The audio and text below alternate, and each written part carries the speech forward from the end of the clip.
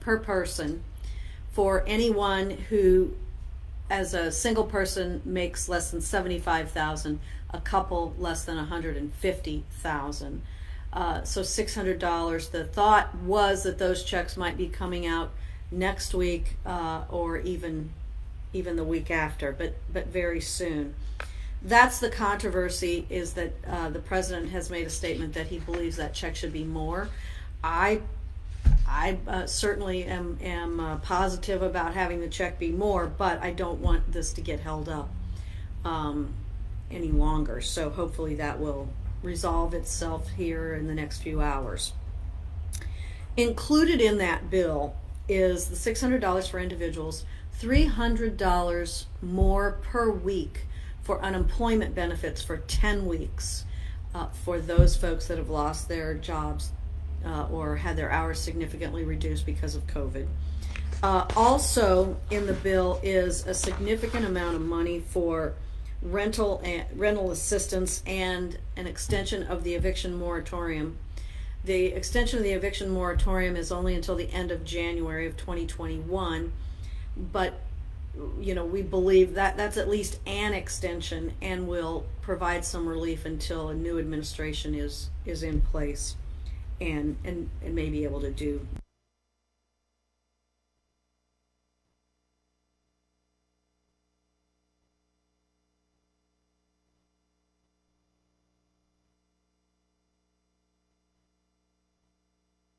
more then.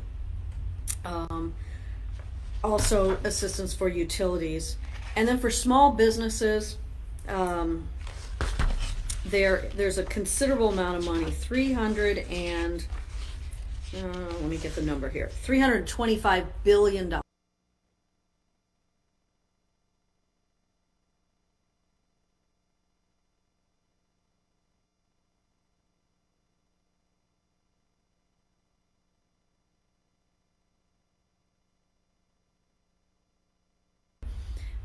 And so those are loans, but they will become grants. The loan will be forgiven if certain criteria are met on the spending, and that criteria has to do with if the money is spent on software, cloud computing, if the money is related to property damage or vandalism, if the payments are made to suppliers of essential goods, and of course for paycheck, continuing to pay employees. So there's a lot of details in this. This bill is, I have a summary here in front of me, but the bill is over 5,000 pages, almost 6,000 pages. So there's a lot in it, but there are some very key things in there which should provide some relief to individuals and small businesses in the very near future. So we've all been waiting on that for a long time. A lot of people say, well, it should be more, it should be, you know what, it's important to get something done and signed at this point, because we have been waiting on this bill for months.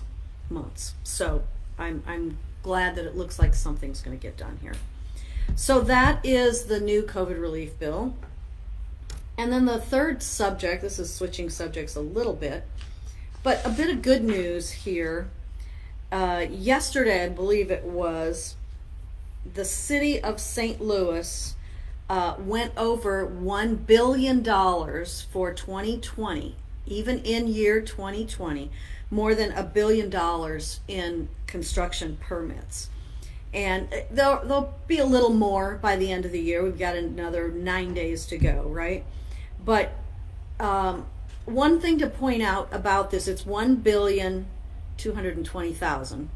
That was yesterday's number. And 185 million of that, so about 19%, was in residential construction. $752 million, $752 million, was in commercial development, and another 63 million in industrial.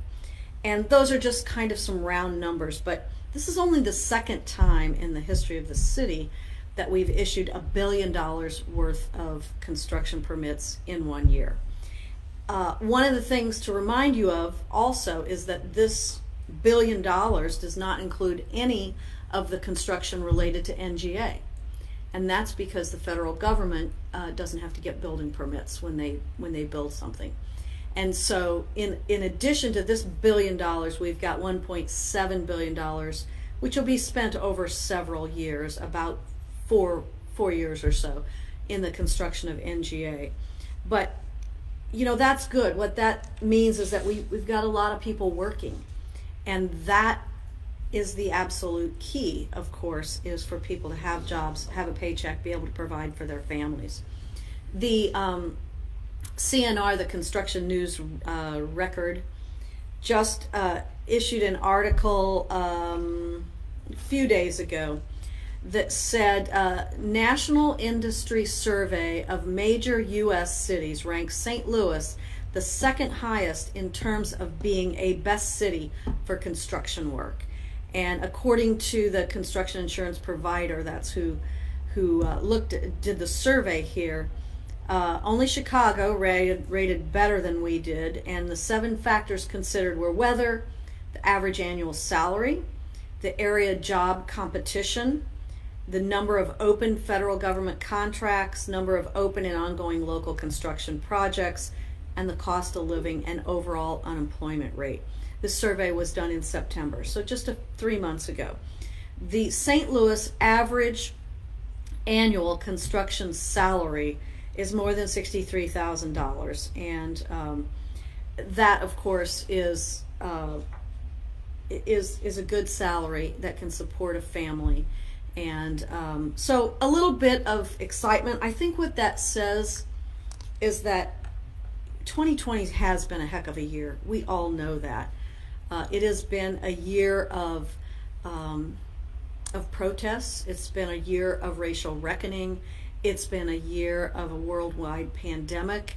It's been a year when a lot of people have been put out of work because of the pandemic.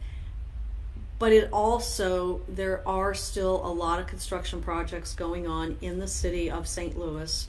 And so there are a lot of people continuing to invest and work and build our city and build on that momentum that we had going pre-COVID. Pre-COVID, the city of St. Louis had the best economic outlook that we've ever had in terms of revenue. Now, we all know that COVID has just put that in the ditch.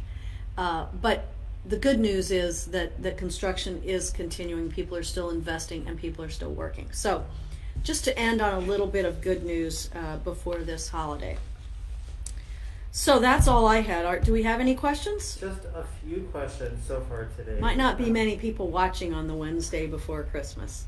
Just a few. Can you speak to what is currently required of restaurants and bars as we head into the holiday season and New Year's Eve? Yes. Current restrictions. Yes. Bars and restaurants must close at 11 p.m.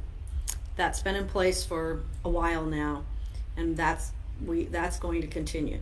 Bars and restaurants have to have no more than 50% occupancy, and this is very important, they have to require masks, and they have to require social distancing, so at least 6 feet apart, tables 6 feet apart. The only exemption from the mask is when you're sitting at your table eating or drinking. Otherwise, you get up to go to the restroom, you get up to go to leave, come in or go out, you've got to be wearing your mask. And so that in the city of St. Louis, those are the restrictions on bars and restaurants. And let me just say thank you to the bars and restaurants. I've been to a number over the last few weeks, months, and what I observe, a lot of people are taking this very seriously and doing a good job. Very important from my point of view to keep our bars and restaurants open with these restrictions, to be able to balance jobs for people who work in that industry. So. And then the other question related to bars and restaurants was, does the city anticipate that guidance changing? And does the city believe that they have been the source of significant transmission of COVID-19? There's no changes that are on the immediate horizon. I think, this is proven to work pretty well in the city. But if the data shows us something different, then of course there could be additional restrictions or even the loosening of restrictions. Right now, we feel like we've struck about the right balance here. So can't predict the future, but we think we're in the right place right now.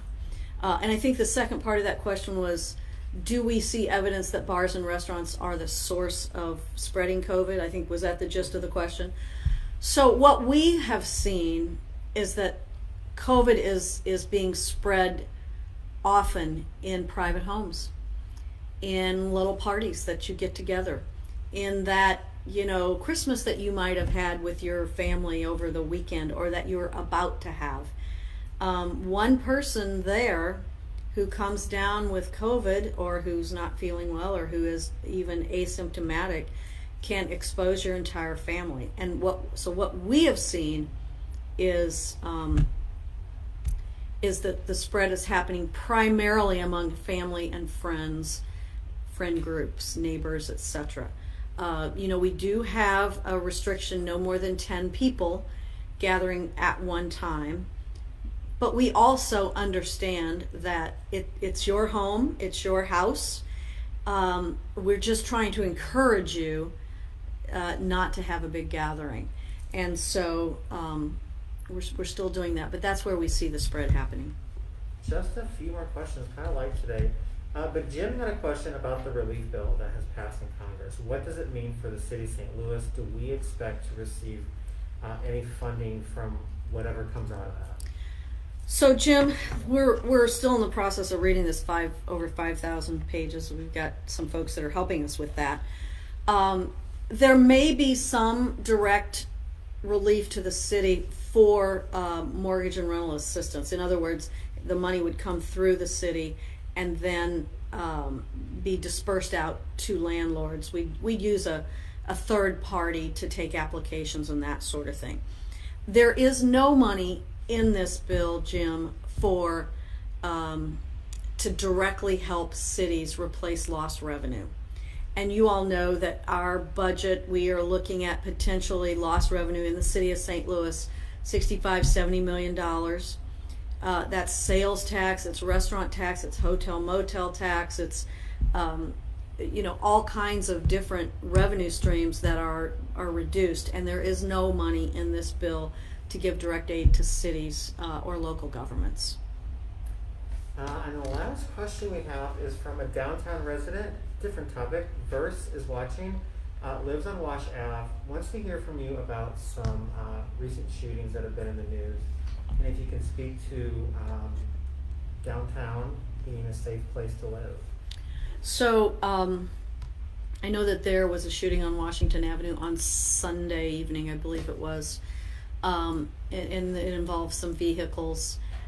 Of course, we have a lot of law enforcement on Washington Avenue. We've made some traffic restrictions in order to try to tamp down the reckless driving.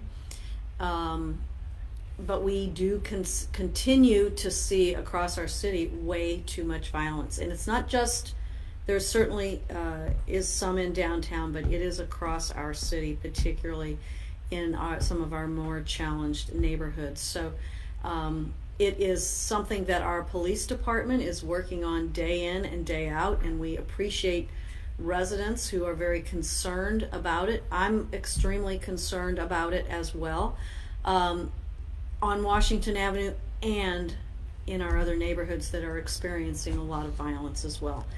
We live in a community, a state with extremely easy access to guns. We have an increase in homicides in our city of about, I think it was 28%, close to 30% this year over last year. We're living in a situation where people have lost their jobs, their hours have been reduced, there's a tremendous amount of stress, there's a lot of additional family disputes, domestic violence, and so that hits every part of our city. So that is certainly something that we're unhappy about, And we understand that if you live on Washington Avenue, or if you live on Natural Bridge, or if you live on Kings Highway, or I can name any number of streets, that you're similarly very concerned about that happening in your neighborhood. That is it for questions today. That's it for questions today. Thank you all. Let me just say, this was our last time together before the holidays, so let me say to all of you, Merry Christmas. All of you who celebrate Christmas, Merry Christmas. Kwanzaa begins on Saturday. Happy Kwanzaa. And we'll be back and chat with you next Wednesday before the new year. And so have a great weekend. Enjoy your family and friends in a safe way. Merry Christmas to all, and Happy Kwanzaa. Thank you.